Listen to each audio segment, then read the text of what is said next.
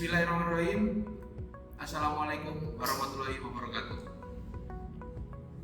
Om Swastiastu, Namo Buddhaya, salam sejahtera untuk kita semua.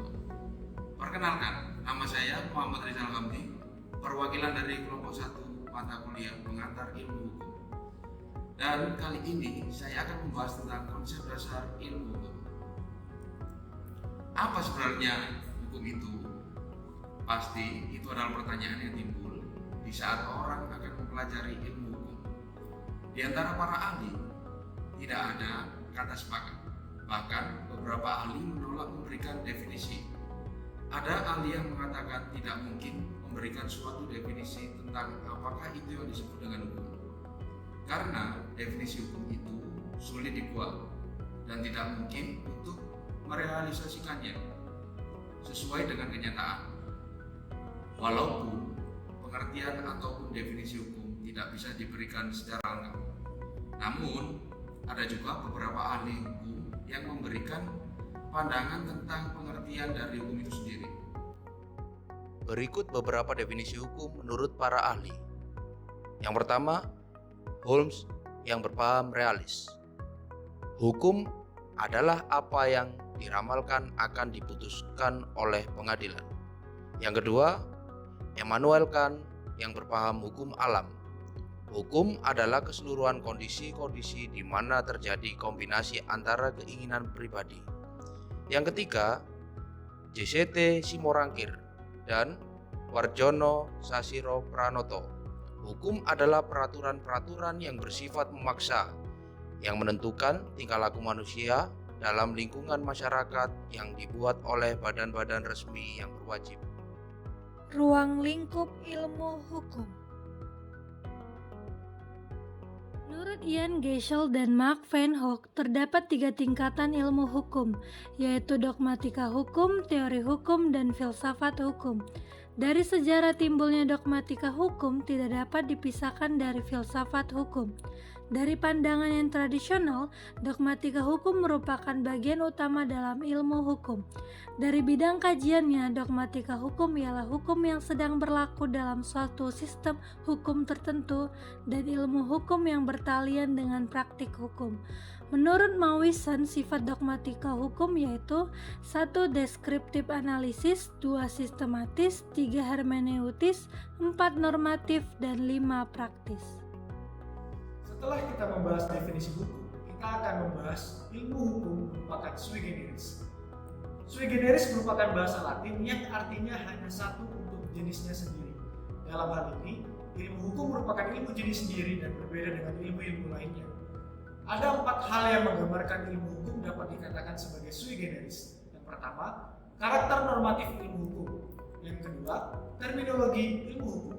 Yang ketiga, jenis ilmu hukum. Yang keempat, lapisan ilmu hukum.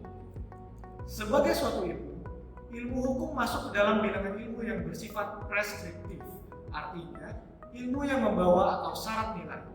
Oleh karena itu, ilmu hukum bukan termasuk ke dalam bilangan ilmu empiris.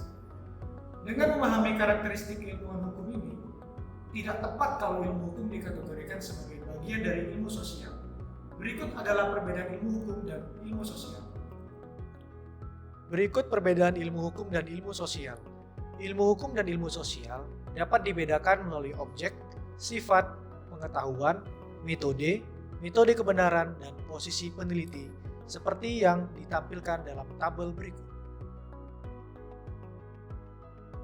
Selanjutnya kita akan membahas tentang pokok-pokok dalam ilmu hukum. Pengertian pokok dalam ilmu hukum ialah mempelajari ilmu hukum dapat memperoleh pandangan umum yang lengkap mengenai ilmu hukum.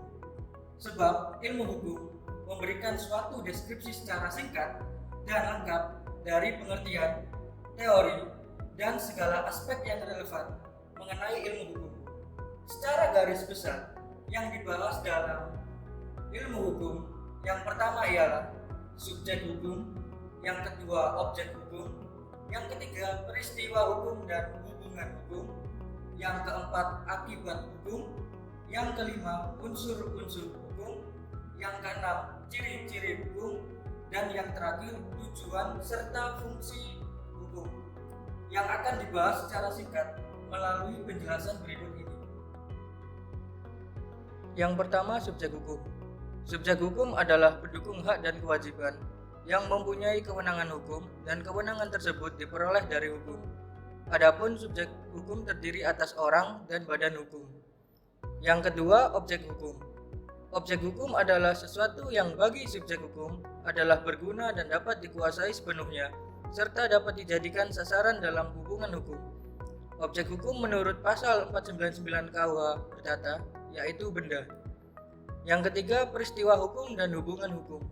Peristiwa hukum atau fakta hukum adalah peristiwa, kejadian, fakta real yang bersifat kemasyarakatan ataupun bersifat alamiah yang oleh hukum ditetapkan atau ditentukan berdasarkan kualifikasi dan atau unsur-unsurnya dan akibat hukumnya. Yang keempat, akibat hukum.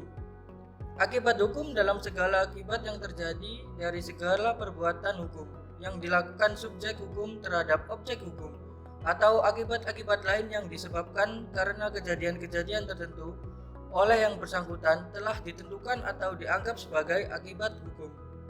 Yang kelima, unsur-unsur hukum. Menurut kelompok kami, unsur-unsur hukum ada 4. Yang pertama, peraturan mengenai tingkah laku manusia dalam pergaulan masyarakat. Yang kedua, peraturan itu diadakan oleh badan-badan resmi yang berwajib. Yang ketiga, peraturan itu bersifat memaksa. Yang keempat, saksi terhadap pelanggaran peraturan tersebut adalah tegas. Yang keenam, ciri-ciri hukum. Ciri-ciri hukum ialah adanya perintah dan atau larangan. Perintah dan atau larangan itu harus patut ditaati setiap orang. Yang ketujuh, tujuan dan fungsi hukum. Fungsi hukum adalah untuk mencapai ketertiban dan keteraturan, sedangkan tujuan dari hukum adalah mencapai keadilan. Jadi, yang dapat kita simpulkan, ilmu hukum membahas pengertian-pengertian dasar, konsep-konsep, abstraksi-abstraksi, serta teori-teori hukum yang diperlukan di dalam penerapannya. Di samping itu, ilmu hukum juga membahas dan mempelajari hukum melalui sudut pandang disiplin ilmu yang beraneka ragam.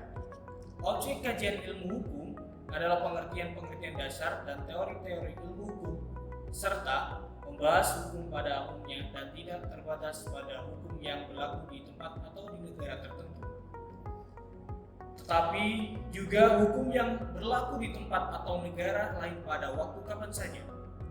Demikianlah pembahasan materi tentang konsep dasar ilmu hukum dari kelompok kami. Terima kasih. Wassalamualaikum warahmatullahi wabarakatuh.